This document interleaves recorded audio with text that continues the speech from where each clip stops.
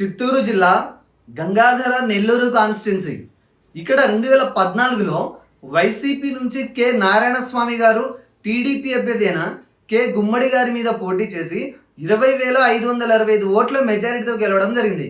ఫైనల్గా ఇక్కడ ఈ సీట్ని వైఎస్ఆర్సీపీ కైవసం చేసుకోవడం జరిగింది. ఇక 2019లో కనుక మనం ఒకసారి ఇలానే చూసినట్లయితే ఇక్కడ వైఎస్ఆర్సీపీ నుంచి ఈసారి కూడా కె నారాయణస్వామి గారు జనసేన పార్టీ అభ్యర్థి అయిన డాక్టర్ యుగేందర్ గారి మీద, ఈసారి టీడీపీ పార్టీ అభ్యర్థి అయిన అనగంటి హరికృష్ణ గారి మీద పోటీ చేసి ఫైనల్గా టీడీపీ మీద 45,594 ఓట్ల మెజారిటీతో ఈసారి సీట్ని వైఎస్ఆర్సీపీ గెలుచుకోవడం జరిగింది. ఇక ఈ 2024 ప్రస్తుత పరిస్థితిని కనుక మనం చూసినట్లయితే ఈసారి టీడీపీ, జనసేన, బీజేపీ కూటమి అభ్యర్థిగా టీడీపీ నుంచి డాక్టర్ విఎం థామస్ గారు పోటీ చేయడం జరుగుతుంది. ఇక వైఎస్ఆర్సీపీ నుంచి కృపా లక్ష్మి గారు ఇక్కడ పోటీ చేయడం జరుగుతుంది. ఈసారి వీరిద్దరి మధ్య జరిగే హోరాహోరీ పోరులో ఏ అభ్యర్థి గెలుస్తారో తెలుసుకోవాలంటే మనం ఒకసారి 2019లో టీడీపీ, జనసేన, వైసీపీకి పోలైన ఓట్ల సంఖ్యను మనం క్షుణ్ణంగా గమనిస్తే మనకు ఒక అంచనా వస్తుంది.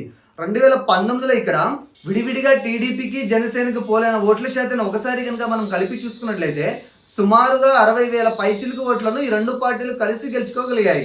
ఇక్కడ వైసీపీకి 1,00,000 పైచిలుకు ఓట్లు రావడం జరిగింది. అంటే 2019లో టీడీపీ, జనసేన కలిసి పోటీ చేసి ఉండినా కూడా ఇక్కడ వైఎస్ఆర్సీపీ అభ్యర్థినే 40,000 ఓట్ల మెజారిటీతో ఖచ్చితంగా గెలిచే ఉండేవారని తెలుస్తుంది.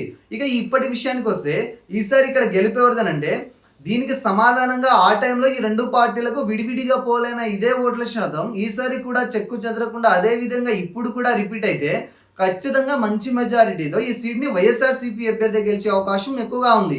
కానీ ఇక్కడ పోటీ చేసేది కూటమి నుంచి నూతన అభ్యర్థి కావడం వల్ల ఇక్కడ ఫలితం క్లీన్ కాంటెస్ట్గా మారబోతుంది. కానీ ఇక్కడ కొంత ఎడ్జ్ మాత్రం వైఎస్ఆర్సీపీకే ఉందని తెలుస్తుంది. కానీ ఈ గెలుపు అనేది కొత్తగా ఈసారి పోలవ్వబోయే యువత ఓట్ల మీద కూడా ఆధారపడి ఉంటుంది.